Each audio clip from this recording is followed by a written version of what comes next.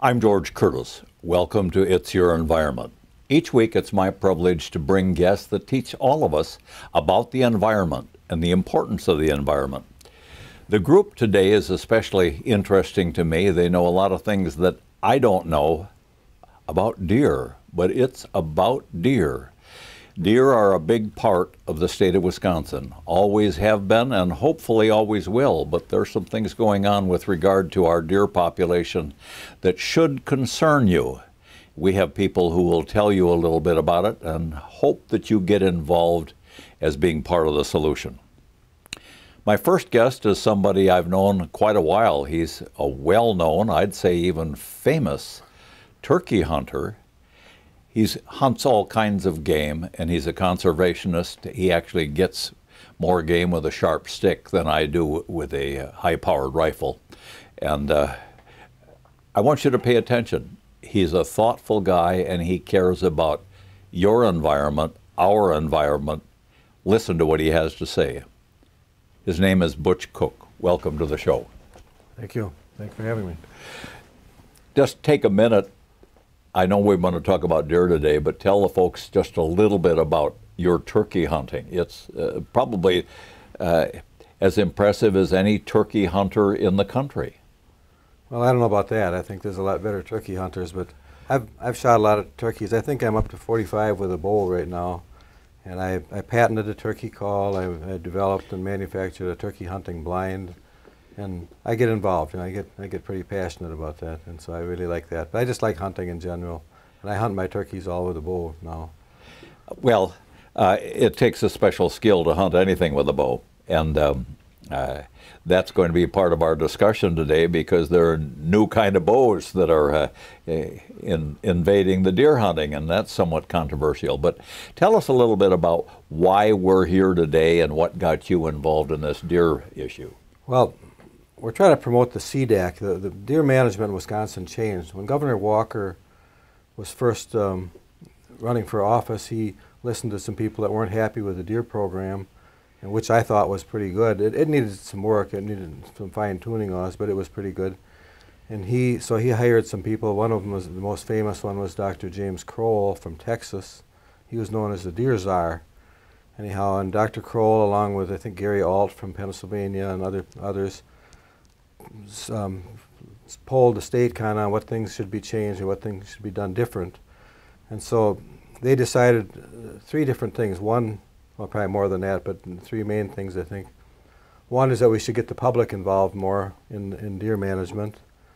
Another was that they decided was we should manage by counties rather than deer management units. We used to have, I think it was like 77 management units, but some of those were split up into A, B, C, D, and E. And so there was, I don't know, maybe 80 or 90 different management units. And then we're managing more by public perception rather than deer per square mile, which we used to have with the sex age kill formula or the POP2 formula. So that was the thing that he decided we should be doing. So then the CDAC commissions, it's County Deer Advisory Councils, and they were, I got to look at my notes here, but we were supposed to gather public opinion on deer populations and review and consider the metrics of the deer population that the DNR decided, what we had based on the hunt, and then provide recommendations on the populations, the goals that we wanted to have anyhow. So that's what we're doing now anyhow. And people think that the CDACs are a hunter group, and they really aren't. There's a 7-member panel, or stakeholders that are members of the council, and the first 4 of them that I would name for you, one of them is forestry, and that's not necessarily, there's no regeneration of forests in Wisconsin, so they're not going to want to increase the deer herd a lot. The next one is agriculture. As farmers, they don't want to be eaten out of house and home, so they don't want a lot more deer. They're pretty tolerant of things. Next one would be highways. We have a person from highways on the council, and the fourth one of the ones that aren't really hunter people are urban. The cities have some deer problems. And then the other 3 stakeholders would be a person from a hunt club, a person from our guy is a sports shop owner. That's tourism, And then the last one is DMAP, which is Deer Management Improvement Program, and that might be another program for you because it's where the DNR is assisting landowners in managing their land for habitat and things like that. So you're listing quite a few stakeholders that are critically involved and affected by deer. And of course, somewhere in that picture are the insurance companies who don't like to pay claims of any kind, but they certainly don't like to pay claims when a deer causes an accident because there's no way they can collect from the deer. That's probably true. They're not directly involved as to any one of these stakeholders, but the transportation would be kind of covering that because that's covering the deer accidents and things like that. Now you're here in part because of the Wisconsin Conservation Congress. Can you tell the people what that is? Well, the Conservation Congress is a grassroots organization, I think the only one in the country, of representing a lot of people. When I think of all the people I know on the Congress, there's just so much knowledge of fish and game. People that are there, and most of them are doing it on their own money. You know, there's not any reimbursement or anything, and so there are people there with interest in fish and game and trying to manage it. And we fight over things. I mean, everybody doesn't agree on things, but it's a long, ponderous process in ways, but it gets the job done right because it's out there in the public. You know, people bring a resolution to the Congress, it's voted on that meeting, and then the next, if it passes and gets approval, then it goes on for the spring hearings the next year, and then once it does that, then it goes for the on the spring questionnaire one more time before it gets acted on. So it's getting a lot of publicity and a lot of people looking at it before anything is ever acted on. Now we've got about 1 minute left in this segment. Can you tell the folks about when this next meeting comes and whether or not it's open to the public? Okay, these are public hearings we conduct. March 21st is our next meeting, and then the meeting after that is April 18th. But in between there's a time when you can go online and give your comments and suggestions or anything too. And you can access all of this material if you go to the DNR website and put in CDAC, and all the information is there. Meeting schedules, meeting minutes, anything like that is all there, and the information is there for you. Last question for you, Butch. How much are you getting paid for all this work? I usually end up paying my own mileage, and I taking my time off from work if I'm working and whatever, so nothing. And most of the people are not getting it. It's a labor of love, really. So you are doing it for the good of the resource and for the good of all of us, and we appreciate it. I think so. Pay back for what I've received. Thank you. Thank you. We'll be right back. Welcome back to It's Your Environment. I'm George Curtis, and we have a second guest. His name is Justin Loehrke. Welcome to the show. Thanks for having me. You told me off camera that you were born and raised in Winchester. I've been around here for 45 years. Nobody else has ever claimed they were born and raised in Winchester. What kind of things did you do as a young man? You know, it's interesting you bring that up. You know, my parents and grandparents ran a farm market, so for a number of years I worked on that, growing vegetables, fruit, and really kind of fell in love with the outdoors, and kind of grew from there. And what kind of activities have you done in the outdoors of the great state of Wisconsin as a young person? Well, I'm one of those individuals that the state loves. I'm a patron license holder because there's not much that I don't do. You know, whether it's visiting state parks, whether it's hunting, fishing, trapping, all of it is something that I enjoy doing, and also enjoy getting other individuals out there doing. So you appreciate being in the state of Wisconsin, considering all the resources that we have? You know, it's a great state to grow and have a family. There's so many things that you can do from an outside standpoint. So there's not a place that I would prefer to be. Well, we have a lot of water, and water is important throughout the world, and no area in the world has more fresh water than we have right here. We have a lot of public land, and we have a lot of wildlife, although that's what brings us here today. Sometimes the things don't work out the way we planned, and there are some things threatening that wildlife. And so you become active in something called the Conservation Congress. That's correct. Yep, I actually replaced the late Dick Kerner, actually a legend within that community, and obviously a person that left a tremendous mark on conservation. And so I got some big shoes to fill. Probably never be able to fill them, but I hope to at least carry on some of that. And you're involved in a couple of things that most chapters don't have. One of them is we have a Facebook. That's correct. We're one of the first CDACs to create a Facebook page. Obviously, it's based on our effort to share and distribute some information that the CDAC is reviewing, and also to engage the public on hot topics that are going on within the community. So we share a lot of stuff there. I encourage everybody to follow us on Facebook at Winnebago CDAC. And my understanding is you have some inside information on the white deer in this county. That's correct. Obviously, living out in the Winchester area, we've been exposed to that a little bit more than others around the state. A white deer is kind of a polarizing topic to many, and the reason for it is some people feel that they should be utilized or harvested, and some people don't. As it stands, current state statute says that they're protected. And so we get a lot of feedback, a lot of information from it. And interestingly enough, it was also one of the citizen resolutions that came through this year was to allow residents to harvest white deer. Deer as a subject is probably the most controversial wildlife issue in the state of Wisconsin. It's hard to find three people anywhere that agree.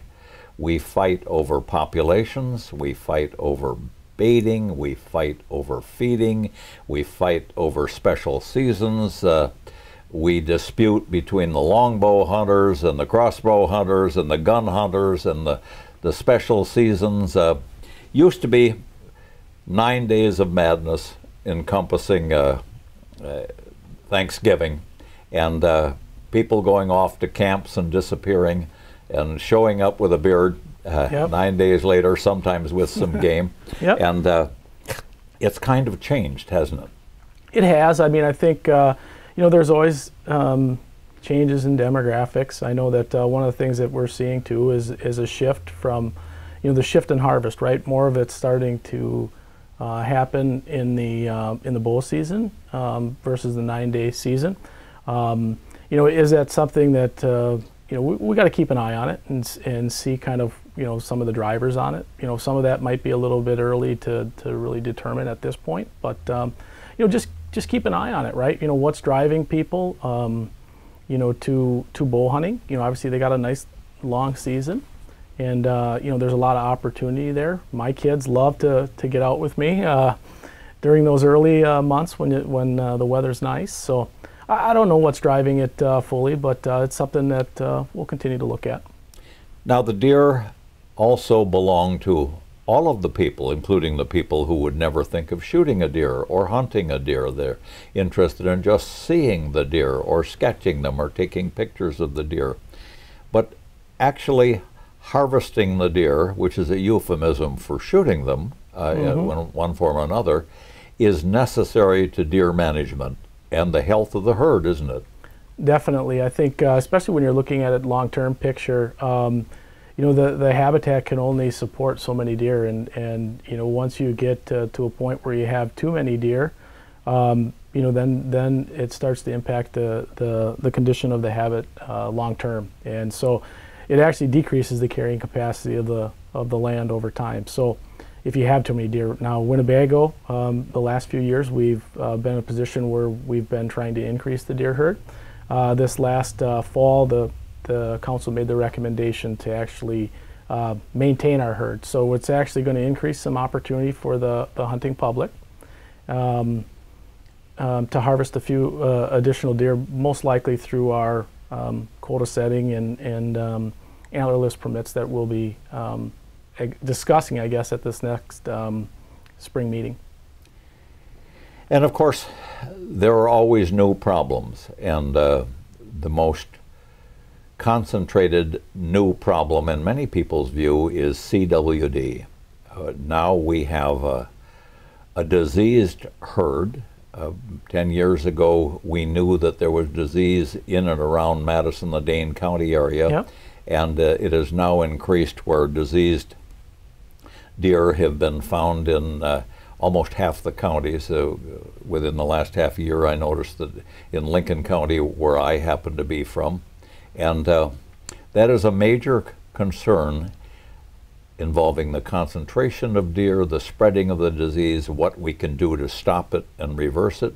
But you and I are out of time, so I'm going to have to save that for our next guest. Perfect. Thank you very much. Appreciate it. Thank you. We'll be right back. Welcome back to It's Your Environment. Our next guest is Jeff Pretzel. He's with the DNR, and he knows more than a little bit about wildlife, especially in this area of the state of Wisconsin, and especially deer. Our last question that we ran out of time before we could get an answer involved a disease that is really a threat to our deer herd. Can you tell the folks what's going on? Sure. Well, chronic wasting disease, we first discovered it, almost 18 years ago in southwest Wisconsin, just west of Madison. And we probably have, unfortunately, but in a good way, the best database in the country in tracking how this disease has behaved and moved throughout the state's deer population. And northeast Wisconsin is the last area that we can say we do not have or haven't documented any free-ranging wild CWD on the landscape. It's around our borders, but it hasn't gotten here yet. But we're tracking that. But then part of the discussion is how do we slow that spread as much as possible? Am I correct that it is the belief that a concentration of deer will contribute to the spread of CWD? Sure. So in any disease management, it comes down to an issue of the population density. So anytime you've got a dense population, it just increases the number of times animals are contacting each other. It's the face-to-face contact, and the more repetition, the more chance there is for transfer of the disease. Also, when you've got a higher number of animals, when they're up against the carrying capacity of the land, like Justin talked about, they become less healthy and less vigorous and more susceptible to contracting a disease. Do we know anything about the contribution of commercial deer farms, about feeding, about baiting, or other things that may concentrate the animals? Sure. Well, there's a whole host of potential venues or avenues for the disease transmission to take place, and so we're kind of at a point in Wisconsin where we're looking at the big picture. There's multiple sources, and there's kind of a dual role in the state because captive deer are considered livestock by Wisconsin law, and thus they are managed by the Department of Agriculture and Trade and Consumer Protection, whereas wild deer are managed by the Department of Natural Resources. So we have to work kind of in parallel with them on that issue because we have some common interest, of course. And if a deer escapes from a fence and then it commingles with the wild animals, I suppose if it has a disease, that's a high risk. Well, sure. So that's a concern that is out there, and why there are certain laws and rules in place to, again, in many cases, we're not talking about eliminating or preventing, it's minimizing the risk. And so we know things are going to happen, but as much as we can minimize the risk, slow the spread, and what we're seeing down in the core area of the state now, they said when the disease first got here that it was going to take upwards of 20 years before you'd actually start to see the effects of it affecting the population as a whole, to where the population of deer would start coming down. And it looks like we might be starting to get there down in the southwest part of the state. So that's a picture that we're 20 years, maybe hopefully 30 years away from in this part of the state, but we would just as soon keep pushing that back as long as possible. Well, this CDAC that has been discussed by our two prior guests sounds like a great idea for the public to become educated, participate, because after all, it's their resource. Right. I mean, deer they're a part of the fabric of Wisconsin, and everyone has a stake in it, whether they're a hunter or not, for a number of different reasons. And the development of these CDACs, although we may have not be so comfortable with how they came about in the first place. As an entity, this concept was talked about way back in the 1930s and 40s, and it's come and gone in different forms. Because of the passion for deer in Wisconsin, it elevates itself to a lot of political attention, and at certain times when tensions get highest, it plays out in that venue, and we get changes and corrections, and the pendulum swings back and forth. But right now we're at a point where we're taking an approach where we are bringing in the community to be at the table to help make the decisions. Back around the turn of the century, we had gone the other way where we had very prescriptive, the agency just called the shots, and people felt disconnected. And so now we've kind of gone the other way. So we want to encourage people not only to get informed, but to show up at the meeting and contribute. Yeah, these CDAC meetings, I've been to them throughout Northeast Wisconsin, and I'm always struck by the great conversation that happens. And I'm thinking, if someone's really interested in deer, they would really enjoy the conversation that's happening here. But unfortunately, the conversation is usually between the Conservation Congress delegates, like you've met before, and the other volunteers, and the DNR, and there's not too many seats filled in the audience. And it's really a shame, because I think if people would come to the meeting, they would find, hey, that was really interesting, I'll be back again, and they'd share, the word would spread by mouth, and more people would come and participate. And it's such a major, important resource of this state. I can't think of anything that has more people interested but yet not participating in the decision making. So you want people to come to these meetings and contribute and do some studying and Sure. venture their opinions? Because what happens then is you get this ripple effect of that change in attitude of, well, the DNR is just going to do whatever they want. And when they have that attitude, then they're even less likely to be engaged. But when they see that, oh no, there's actually an opportunity to be part of this and have input and learn a little bit more about the reasoning behind the decisions, they become ambassadors, because when they're at their deer camp, they can say, oh, I was at the CDAC meeting, and what I learned here was kind of interesting. And so we kind of affect attitude that way across. Well, I think that our two prior guests mentioned the date of the next meeting, and if you don't recall it offhand, and maybe you do, it'll be on this show. And our producer, Ron Bullock, will put down the date of the meeting, the location of the meeting, so that folks can follow up with this. It's, excuse me, it's their resource, and they've got a lot at stake. Mm-hmm. Yeah, and off the top of my head, because every county has their own meeting somewhere in the next 2 weeks, which county is on which date, I don't have straight in my head. I know the few that I do have to be at this year myself. But it can't be more local than that, and that's so important. Mm-hmm. That this is your resource, whether you hunt public land or don't hunt at all. If you have private land and let other people hunt, or you don't, the deer don't respect boundaries. Yeah. Well, and that's one of the most interesting challenges that we've always had, is deer are not evenly distributed on the landscape. And different habitat conditions are concentrating the animals, which means some people are sitting on a lot of deer and they're having a great time, but there are certainly plenty of places in Winnebago County where somebody might be trying to hunt deer, but it's not where most of the deer are. They're understandably going to be frustrated and want their situation to be better there. But if we try to say, well, to get as many deer to make these people happy over here, the only way that's going to happen is over here. That means there's going to be way too many deer. And so it's always a balancing act, and it's always a challenge, and nobody usually comes away totally satisfied. That's just the nature of it. And you're telling us that if the public comes and speaks, the DNR will listen?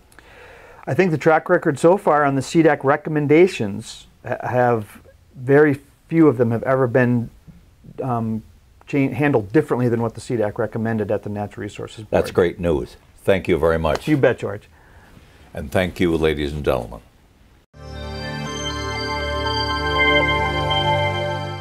The United States is a relatively young country, only a couple hundred years old. We haven't had the opportunity to destroy the environment as they have in Europe, Asia, and other parts of the world. But we have. If you think about what we're facing today with all of our resources, Dust Bowl, floods, runaway fires, polluted rivers and lakes, lost water table, air pollution.